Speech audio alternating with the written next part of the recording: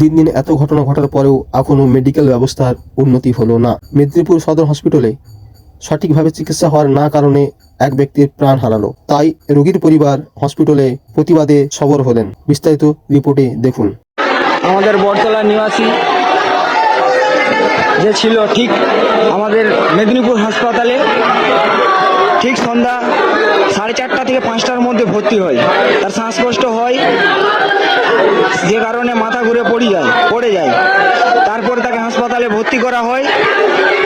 তারপরে তার চিকিৎসা না হওয়ার কারণে ঠিক রাত 12টার সময় সে ডেথ করে যায়।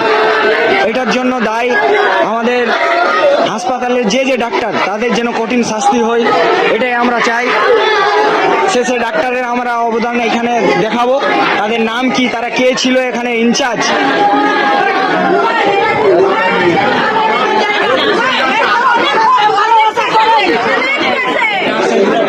স্যার একটা কথা বলুন, এই যে নার্সগুলো শুধু কি সুই ঢুকাবার জন্যই আসে?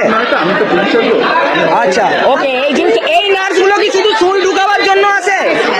এই নার্সগুলো, এই তোমাদের মুখ দেখি, তোমাদের মুখগুলো দেখাও। একদম আমরা কিন্তু গায়ে টাচ করতে যাইনি কারো না। আমি আমার আইডেন্টি আছে যে আমি করতে পারি। মহিলা সঙ্গে সঙ্গে এখানে ওরা কি শুধু গল্প করতে আসে? ওকে, আমরা তো কিছু করিনি, আমরা ছোঁয়াছুঁই কিছু করিনি। আমরা ছুঁয়ো না, আমরা কিছু করবো না, কিছু করবো না। যে ডাক্তারটা ইনচার্জে ছিল সে কোথায় গেল? সে কোথায় ছিল? তোমরা শুধু কি এখানে গল্প করতে আসো? তোমরা কি দেখতে পারো না কোন রোগীগুলো কেমন ভাবে আছে? মানুষগুলো যদি তোমার বাপ হতো, মা হতো, তোমরা দেখতে না? হ্যাঁ, আজ আমাদের আছে বলে তোমরা দেখছো না। তোমাদের হলে এখানটা ছেড়ে দিয়ে ঘর চলে যাবে তোমরা, ঠিক আছে? এই বিষয়গুলো দাঁড়াও।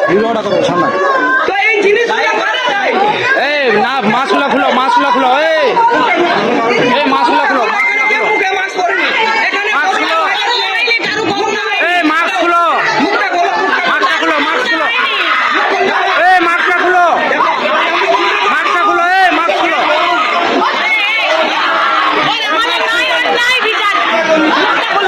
মাস্ক খুলতে নি, মাস্কগুলো খুলতে নি,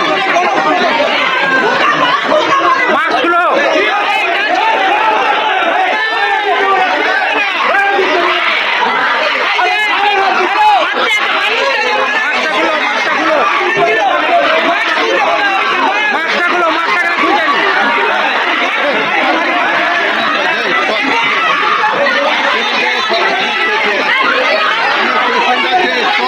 টেবিল